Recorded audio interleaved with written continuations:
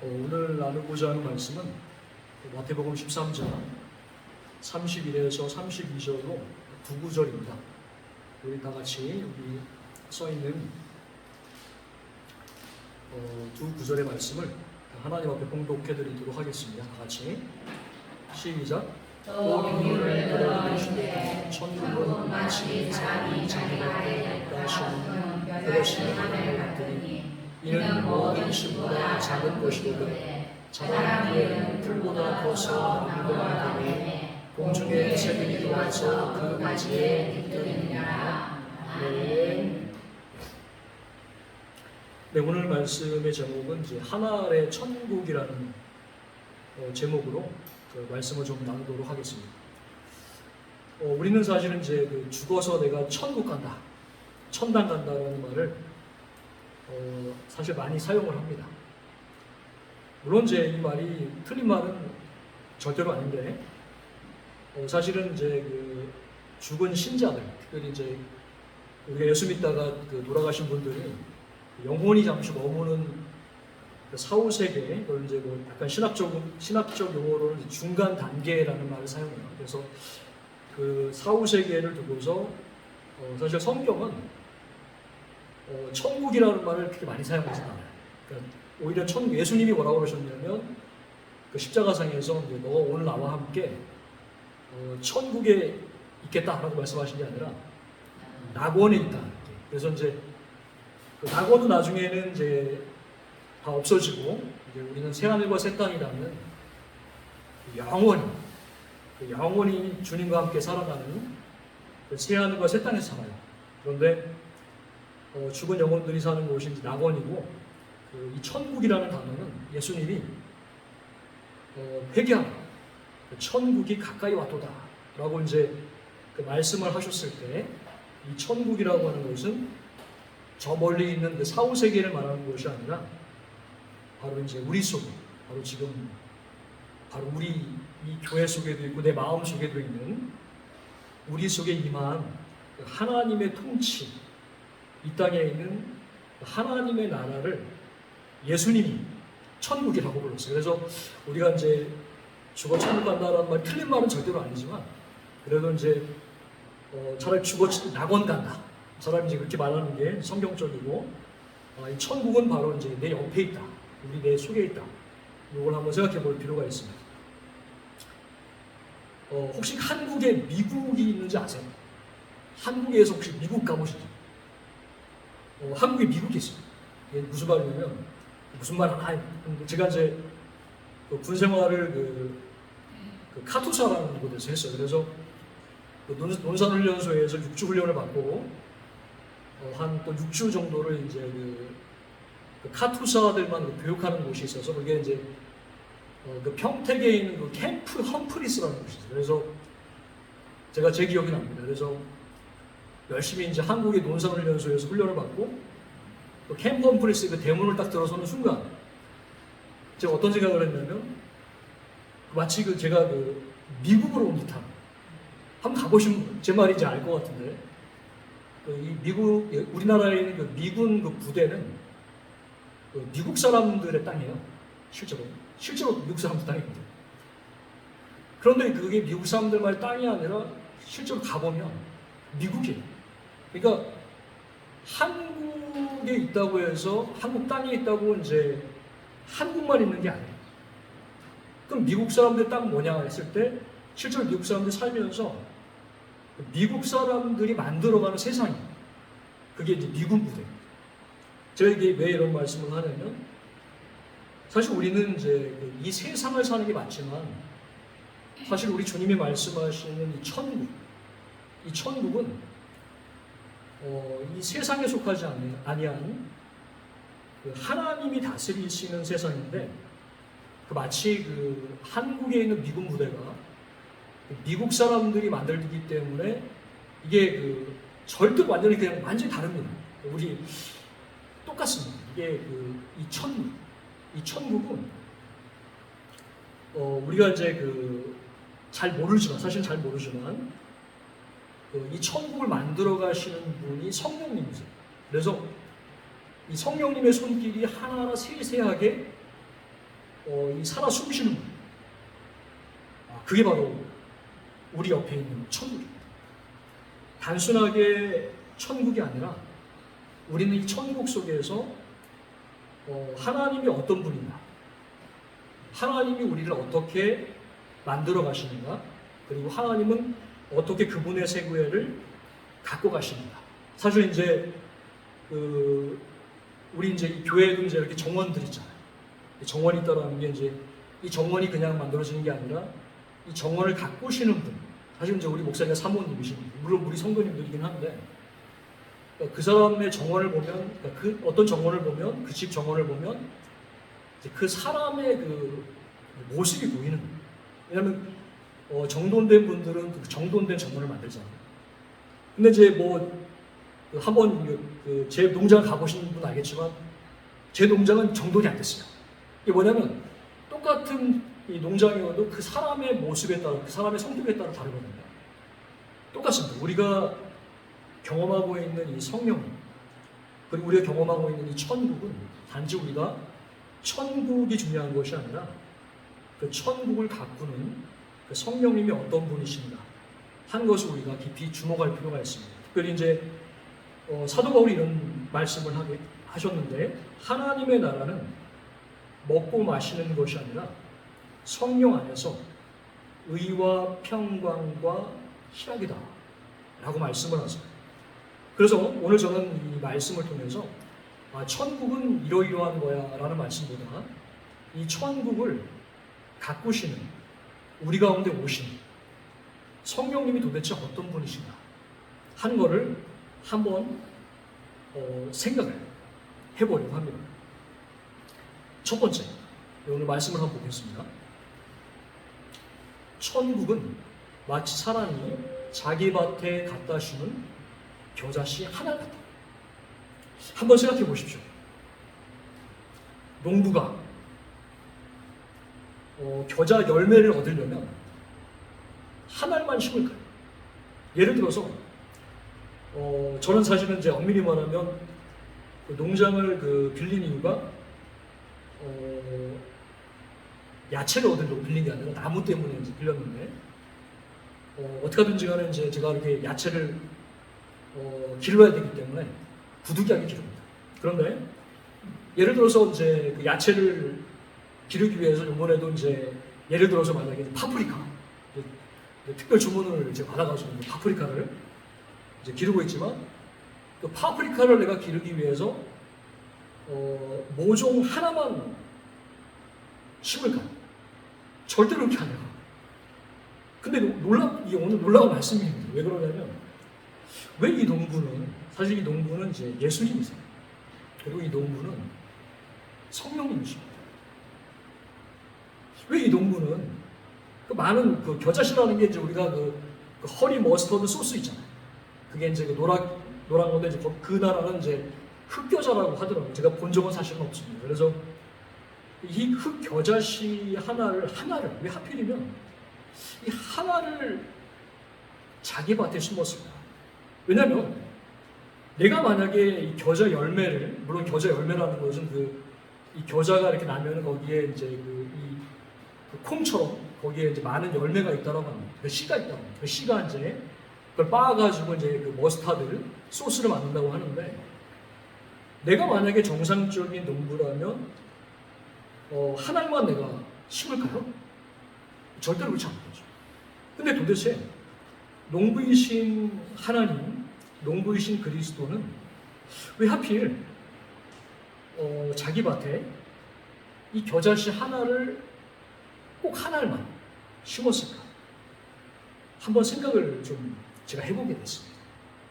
제가 이제 어떻게 이제 그걸 생각을 해보게 된 거냐면,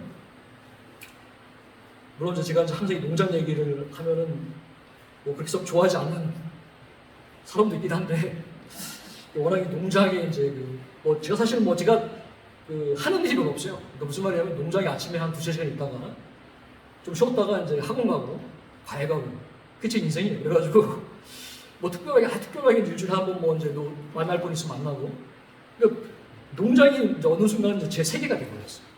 그러다 보니까 농장에 제 세계가 됐기 때문에 그 아침마다 제가 이제 농장에 가서 이제 오늘 아침에도 농장에 가가지고 또 이제 그 항상 저에게 말썽꾸러기가 토끼 5마리. 이게 무조건 탈출을 합니다. 그럼 걔네들 잡느라고 한 30분이 걸려요. 근데 이제 어쨌든 그 제가 이제 거위 세 마리를 키우는데 이 얘기도 이제 하도 많이 해서 써먹으니까 네. 제가 거위를 왜 키울까요? 물론 어떤 분들은 토끼를 키우는 이유가 이제 잘 키워가지고 이제 열심히 고기를 잡아먹으려고 요즘에 토끼 고기가 뭐 7, 8만 원이 된다고 합니다. 그래서 어쨌든 그래서 뭐 이제 제 가장 그 센 토끼가 이름이 또또인데 또또는 8만 원짜리 막 옆에 있는 끼끼라고 이제 걔는 7만 원짜리 이게 아닙니다. 그러니까 농장의 3마리 거위들을 제가 키우는 목적이 얘네들 잘 키워가지고 내가 치킨으로 나중에 이제 치킨으로 만들어야겠다. 그다음에 털도 털 내가 이렇게 뜯어보면 보면 털 예뻐요. 그래서 구스 점퍼가 있잖아요. 구스털. 내가 이제 나중에 봐가지고 이제 얘네들 털 좀 뽑아야지. 심지어는 알들을 이제 알을 안 낳더라고요.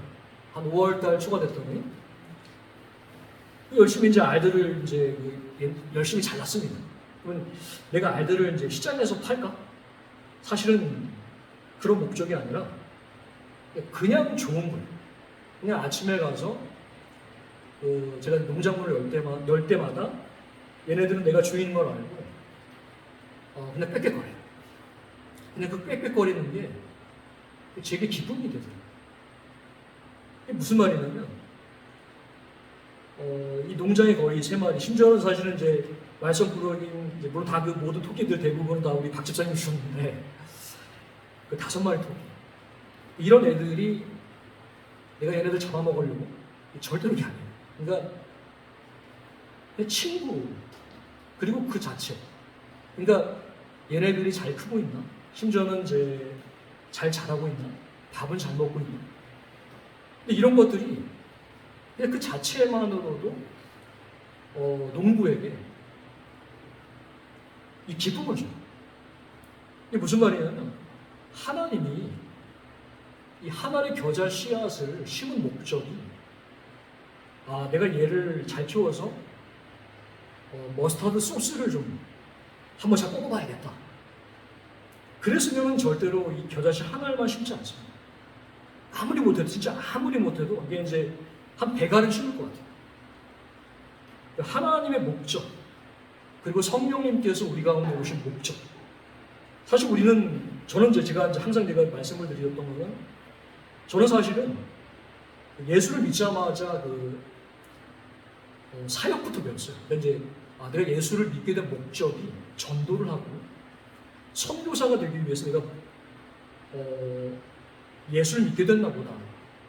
라고 이제 한 2, 3년을 이렇게 하다가 이제 지쳐서 결국 이제 교회, 그냥 일반 교회 갔더니 일반 교회에 있는 친구들은 아예 그냥 뭐 전도라든가 선교에 생각이 없어요.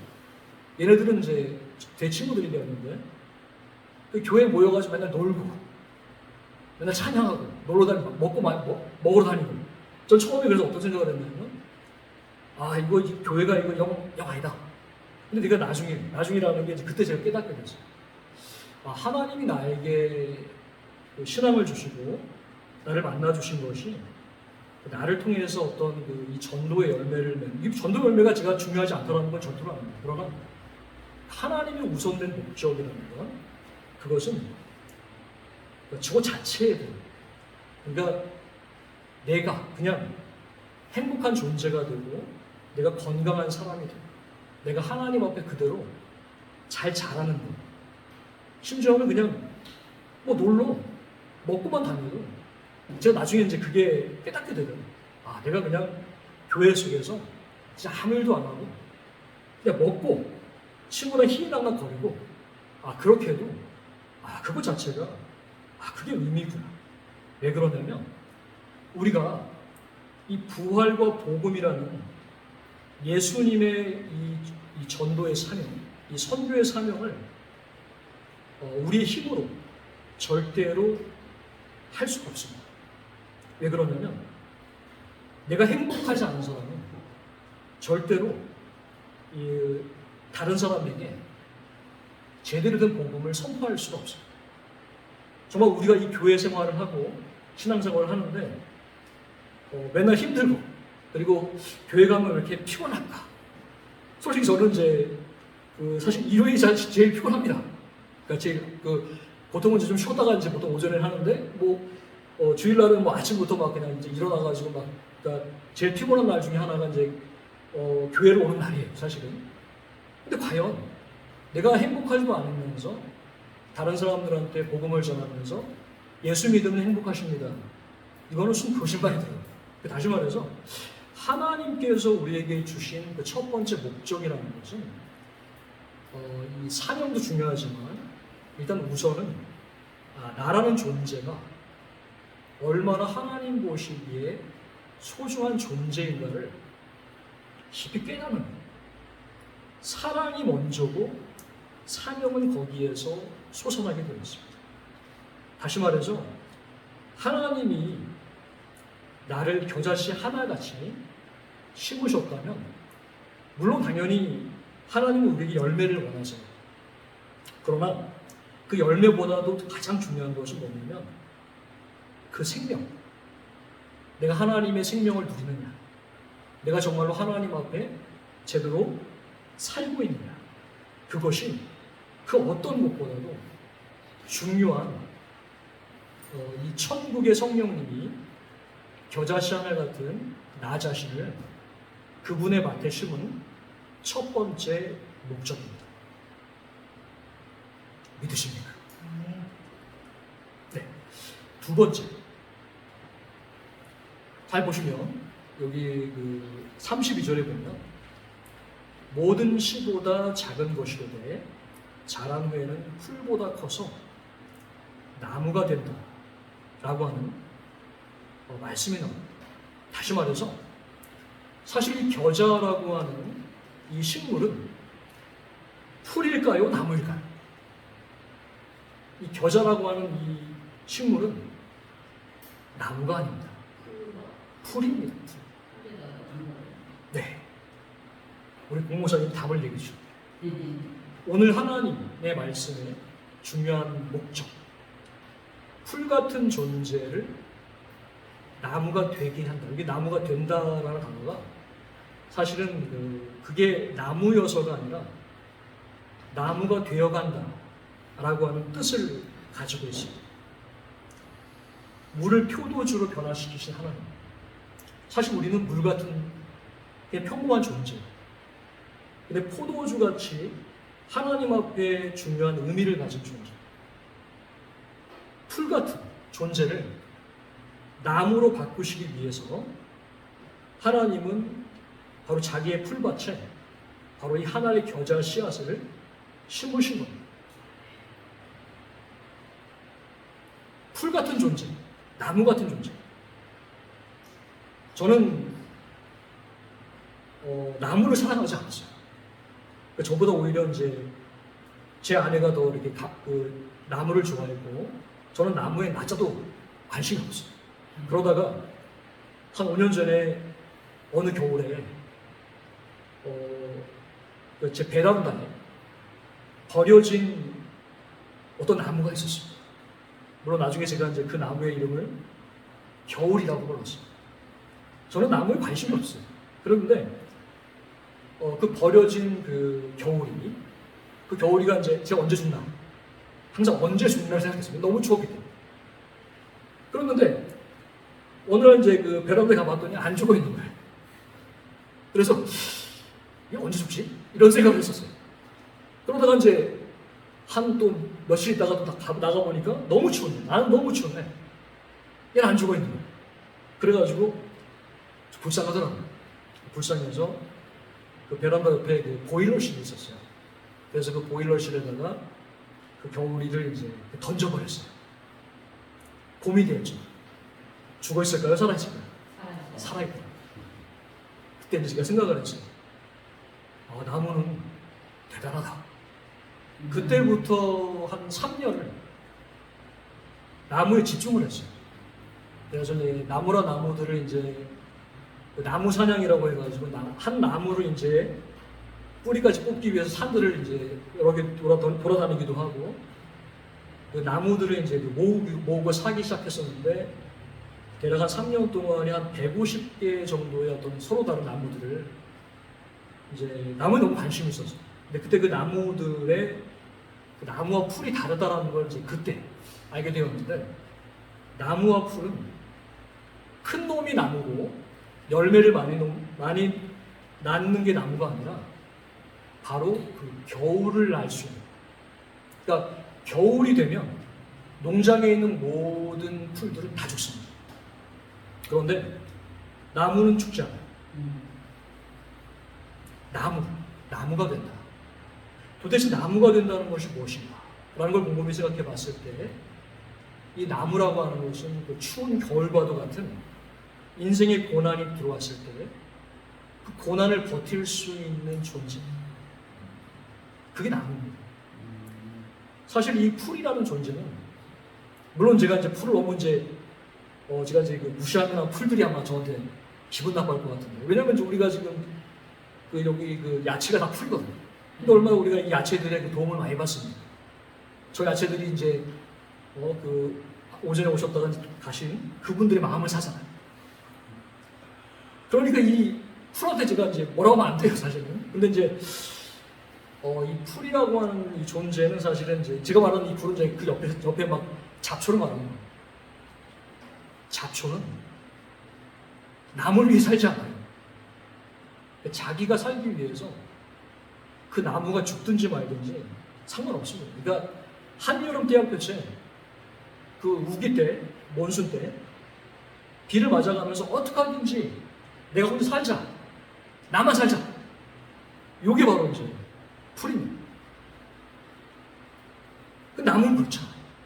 나무는 가만 보면 제가 나무 대단하다고 생각했던 게 뭐냐면, 일단 이 나무라고 하는 존재들은 쓸모가 있습니다. 그러니까 저는 이제 한 150개 정도의 이제 그 나무들을 모으면서 한 17개, 8개 분류로 해가지고 뭐 과실수 아니면 무슨 그 다음에 편백나무 이런 식으로 종류를 해봤더니 참 종류도 많고 다 쓸모도 많더라고요. 어떤 나무들은 과실수처럼 열매가 있고, 편백나무는 열매가 없어요, 사실은. 물론 열매가 있긴 합니다, 사실은. 그런데 얘네들의 쓸모는 숲이에요. 공기를 정화시키고, 또 얘네들은 이제 자기네들이 이제 기꺼이 목재가 돼요. 목재가 돼서 아주 훌륭한 냄새를 풍기는, 그윽한 냄새를 풍기는 훌륭한 쓸모가 되죠. 또 어떤 나무는 향기가 좋아요. 그러니까 이게 이제 다 쓸모가 있습니다. 그런데 이 풀은 이제, 물론 이 풀이 쓸모가 없는 건 아니에요. 제가 물론 저한테 지금 이제 풀이 어떤 쓸모가 있냐면은 이제 거위하고 토끼밥이 이제 다 풀들이에요. 그래가지고 되게 중요합니다. 이 풀을 나무로 바꾸신다. 그러니까 이게 바로 이제 주님이 이 겨자씨에게 바라셨던 중요한 목적이 됩니다. 자기 자신만을 위해서 고난을 견뎌내지 못하고 철저히 이기적인 죄인 같은 존재를, 그게 바로 우리들의 모습입니다.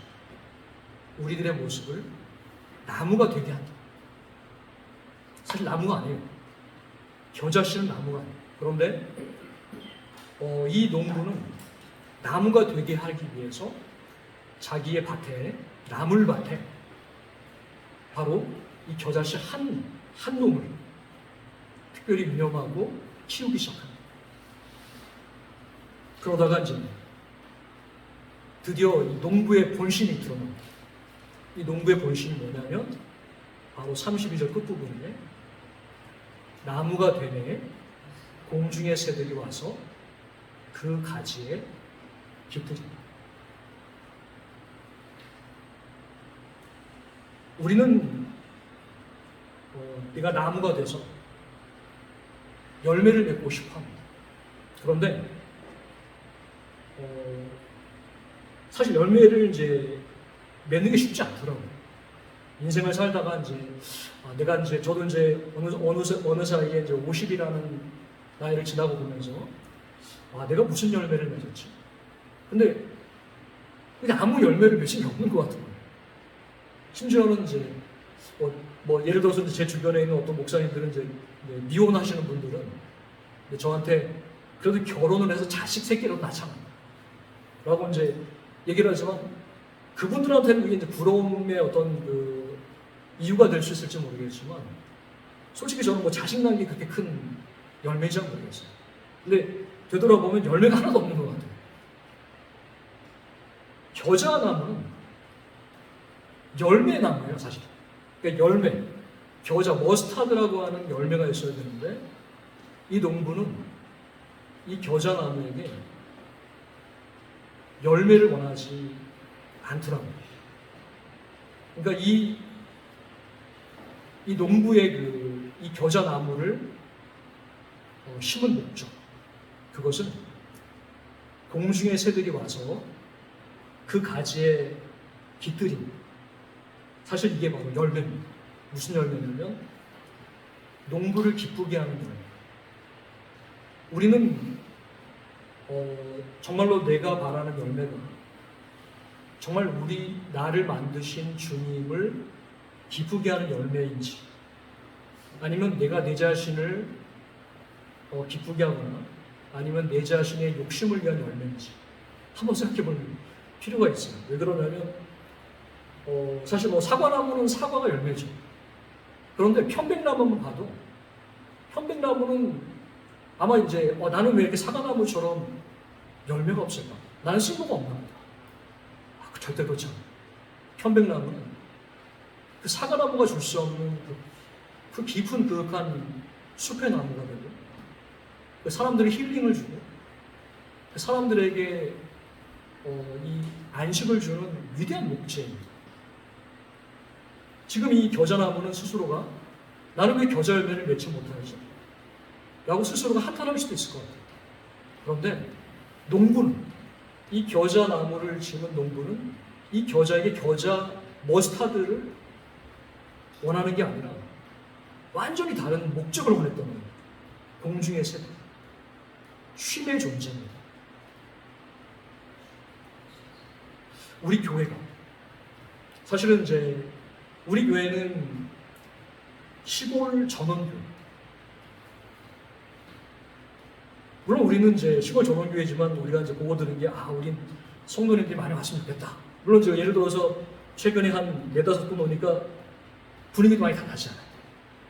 힘도 생기잖아요, 솔직히 말하면.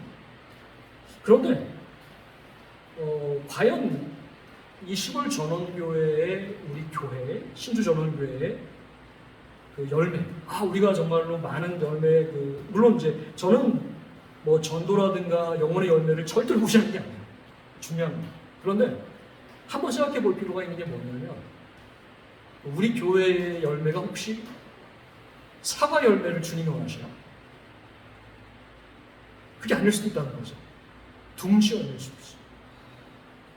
열매는 하나도 안 열렸는데 우리를 찾는 지나가는 새들이 쉼을 얻는 거예요. 실제로 그렇습니다. 제가 이제 오늘 그나마 지금 이제 오전만 오셨다 가셔서 다행인데 제가 이제 저분들하고 이제 좀 대화할 일이 있어서 대화를 해보니까 특별히 이제 5개국어 하시는 이제 제가 장 선생님이라고 부릅니다. 그래서 그분이 이제 연락을 주셨더라고요. 그래서 이제 이거 얘기를 해보니까 저희 교회가 뭐가 이렇게 좋아서 이렇게 좀 오십니까? 이렇게 물어봤더니 좋대요. 뭐가 좋냐면 그게 좋대요. 좋대가 없잖아요. 그게 좋은 겁니다. 그러니까 우리 교회에 주님이 바라시는, 물론 우리가 정말로 많은 사람들이 모이고 정말 그 열매가 막 무럭무럭 좋죠. 그런데 우리가 정말 겨자씨 나무처럼, 겨자씨가 사실은 뭐 커져봤자 1.5m? 아주 크게 2m라고 합니다. 그러니까 우리 교회, 바로 이 시골 전원교회를 찾는 저 새들에게 정말로 줄 수 있는 것이 과연 제일 중요한 게 무엇일까? 라고 했을 때 그것은 아마 그 둥지가 아닐까. 근데 이제 그런 분들이 이제 솔직히 고백하듯이 좋다. 그리고 사랑이 느껴진다. 그런 얘기를 하시더라고요. 그래서 나무마다 다 하나님이 바라시는 열매가 다릅니다. 그렇다면 정말 저희 그 신주 전원교회에 정말 하나님께서 바라시는 열매가 우리가 그 다른 도시교회와 다른 뭔가가 있다면 우리는 사실 그것을 정말로 깊이 알아차리고 정말 그 지나가는 새들이 와서 아 좋다 하면서 이렇게 지적일 수가 있다면 참 좋은 교회입니다. 사실. 자, 이 지적, 공중의 새들이 그 가지에 깃들이는 것을 왜 이 농부는 좋아했을까? 참 그거는 신비로운 생각입니다. 하나님의 마음입니다. 하나님은 우리가 생각하는 것처럼 이렇게 우리를 써먹는 그런 분이 아니라 우리 자체에 대한 그 사랑, 그리고 우리 자체에 대한 존중, 그리고 가장 소중한 건 바로 우리가 지적이는 그걸 제일 좋아하시는 것 같아요. 다시 말해서 제가 이제 오늘 말씀 마지막으로 이사야 43장 21절 이 백성은 나를 위하여 내가 나를 위하여 지었나니 나의 찬송을 부르게 하려 합니다. 우리 신앙생활에서 가장 소중한 그것이 무엇일까? 우리는 한번 깊이 고민해 봤을 때 그것은 사실은 찬송입니다. 찬송이라는 것은 하나님 앞에서 내가 감사드립니다. 항상 주님 앞에 그분을 기억하고 높이고 우리 인생의 목적이라는 것은 사실은 이 찬송과 예배로부터 시작을 합니다. 어찌 보면 우리는 그 아침마다 하나님 말씀을 듣고 그 기도를 하기 직전에 준비 찬송이라는 것을 항상 합니다. 딱 준비 찬송을 이제 하는 목적이 빨리 준비 찬송하고 본격적으로 내가 한번 기도 한번 해봐야겠다 라고 하는데 실제로 그 작은 준비 찬송의 그 찬송의 목소리 그것을 주님이 더 듣고 싶어 하시는 것은 아닌가 하는 그런 생각들을 해보게 됩니다. 오늘 저는 이 말씀을 통해서 정말로 우리 가운데 임하신 성령님 그분은 도대체 어떠한 마음을 가지고 나를 대하시고 나를 기르시고 심지어는 우리 교회를 기르시는지 한번 생각해 보기 위해서 오늘 말씀을 준비했었고요. 특별히 가장 중요하게 생각했던 것은 우리 하나님은 나 자체의 생명, 존재 자체를 심히 기뻐하시는 분이고 그래서 내가 항상 하나님 앞에 감사와 찬송 그것으로 주님을 바라볼 때 그것만으로도 충분히 기뻐하시는 하나님이시다 라는 것을 말씀드리고 싶어서 오늘 말씀을 준비했습니다. 그래서 그 말씀이 저희 신주 전원교회 성도님들에게 동일하게 은혜로 적용되기를 주님의 이름으로 축복합니다.